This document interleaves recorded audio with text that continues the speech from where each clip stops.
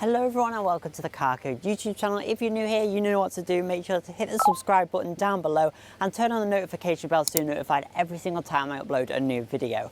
Today I am back with Fizz the Up. You may have seen this from my previous video of this car. It's my mum's new car. There's a few upgrades that I wanted to do, so that is exactly what I'm doing. Very exciting. I've worked with Upgrade House on this video, so a huge thanks to them. All their links are down in the description down below and I'll show all the products that I've used from there. First of all, I'm going to start off with a product not from them, and then we're going to go on to the Upgrade House products. First thing I'm going to start with is these.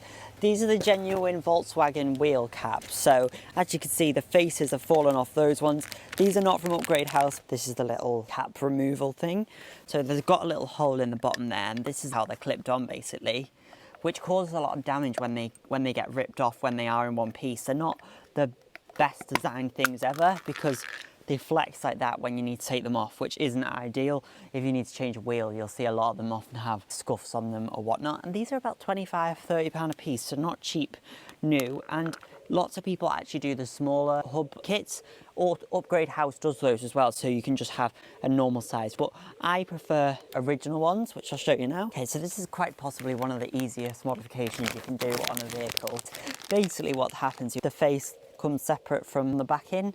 That's the backing that's underneath there, but they look so nice when they're new. Over time, especially if you use wheel acid on the wheels and they get scuffed and things like that, they can start looking very tatty. But just something simple like that just makes such a difference, doesn't it? Even though this wheel is a little bit scuffed here and there, it came like that. That just takes away from it. Let's do the other side. You'll be able to see a bit better here what I mean, how it's coming away, and as well, the way they place the thing for you to take them off means quite often you end up grabbing the metal plate rather than the underneath, so that also causes extra damage to them. They're just a strange design. If they were all one piece, you wouldn't have that problem. If I was really doing a good job, I would clean this all up properly before putting the cap back on. Right, let's put that on.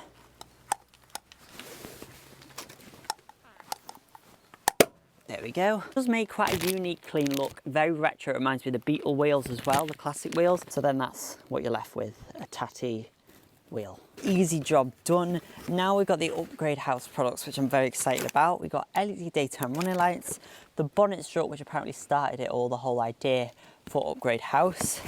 Then we've got the side up stickers, these as well for the parcel shelf. This will give you a good idea of the current daytime running lights.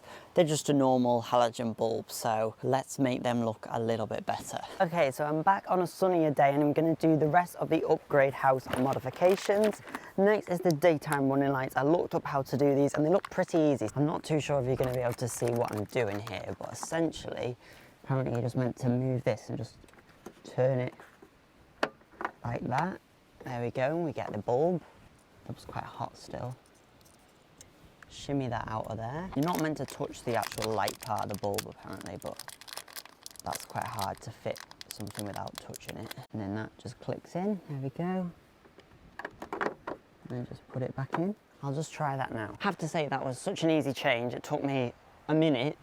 So now that's the new one, that's the old one. There we go, now we've got LED daytime running lights. That was pretty easy to do, not a hard modification, so that's very quick and easy and they look great. Whilst the bonnet's up, I'm gonna figure out how we do the bonnet strut. Changing those were really easy to do, I didn't need any assistance. However, the bonnet strut was a little trickier, but it is now done. It is a bit aggressive at the end, it kind of shakes the whole thing.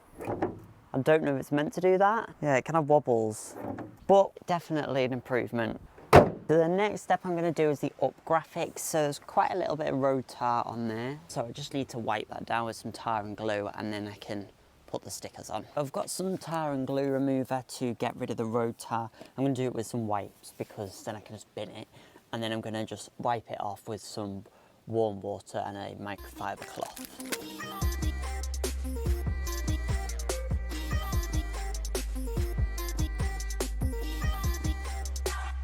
So I won't leave it for too long and then I'll just rinse it off. It's about a minute you leave it for, and then it should get rid of the tar so it doesn't get underneath the stickers.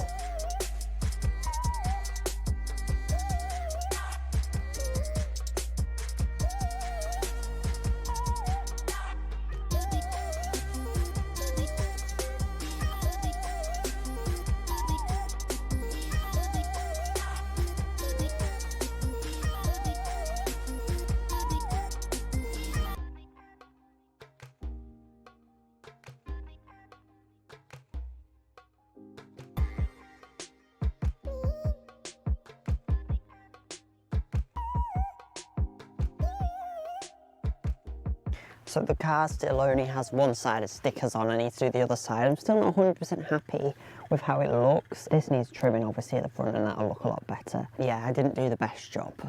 I'm gonna detar and glue this section and put the sticker on this side.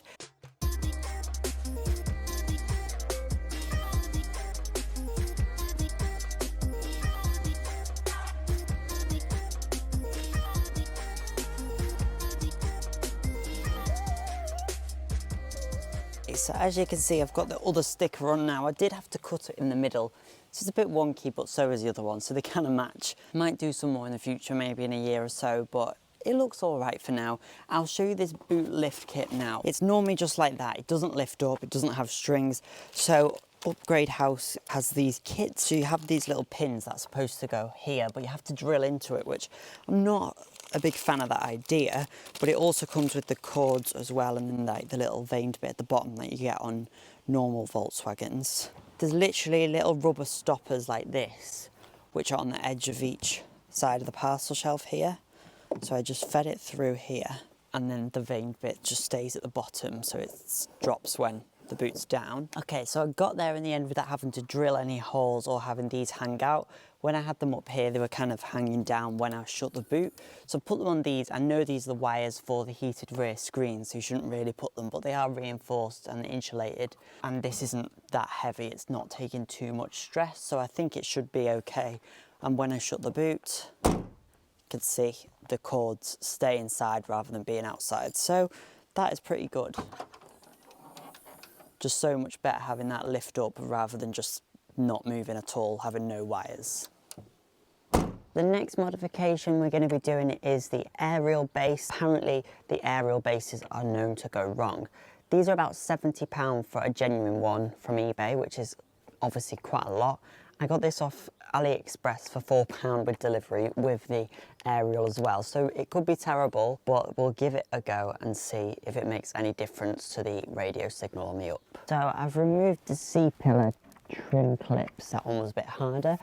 And then you meant to just drop the roof lining a little bit. There's some clips in there as well. Gently move this down slightly. Okay, so this was absolutely the hardest part to do. It ended up being a 3-person job with my mum on one side of the headline and me on the other, and my dad sorting the aerial out in the middle. Very fiddly and difficult to try and not damage the headliner. It did actually crinkle because it's made of this weird fiberglass material, but once it went back in, it's like a molded headliner, those wrinkles went away, so the panic was over. Then my microphone absolutely hated the radio interference, so I'm just doing a voiceover.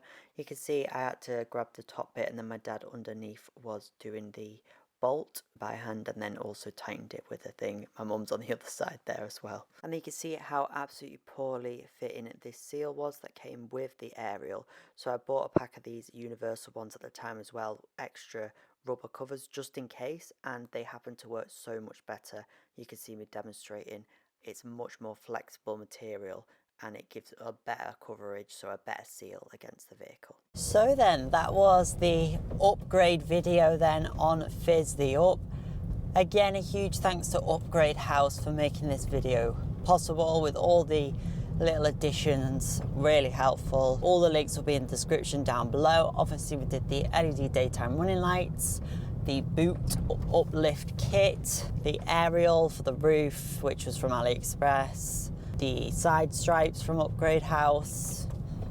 So quite a few little bits there, bits and bobs.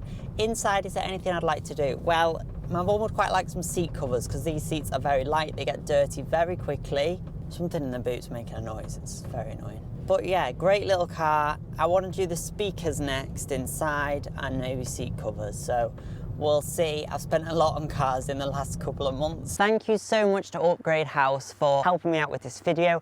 If you've got a Volkswagen Up, say at me, or Skoda Citigo.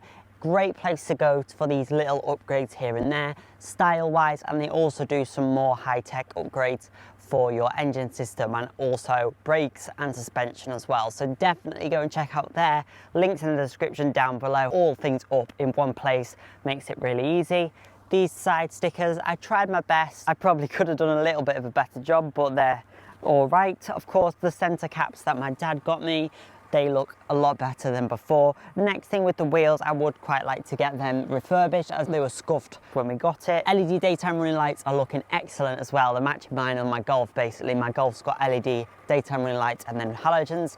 I quite like the mix between the two. It doesn't bother me. The parcel shelf lift kit, and then also off AliExpress, the aerial, which has actually worked. The signal is improved according to my mum, so that's excellent. Another thing to mention about the aerial, it doesn't have a Volkswagen connector, the universal one off AliExpress, so we did have to do a little bit of soldering, although it was like a 5-minute job, but we obviously needed to use the soldering iron. Luckily my mum has got one, so that was very handy, and then it worked absolutely fine. Also, it doesn't have an amplifier in it like the factory one does, but it still works better than the damaged one on the Up. Next things I want to do, like I say, is speakers and seat covers, and then pretty much done, honestly. Does need to go in to get a new airbag switch for the passenger airbag. The switch is faulty, which is like an error, so I need a new switch for that. Other than that, it is a great car. It's on 37,312 miles. You can't ask for more than that. Mirror caps, I did order some, but they don't fit, so they're gonna get sent back, and then hopefully at some point I'll get some mirror caps. So we'll see. Few bits and bobs. Next time you're going to see this car is probably like a 6-month update that I'll do with my mum, just about the ownership of the vehicle. Or if you want to see me compare it to my Golf or Golf Cabriolet, definitely let me know in the comments. Let me know if there's anything more you want to see on the Up. And thanks again to Upgrade House. Again, this is one of my own vehicles, so it's more focusing on that, but I do new car reviews most weeks as well, so check out those on my channel. Thanks for watching, and I look forward to seeing you in my next video.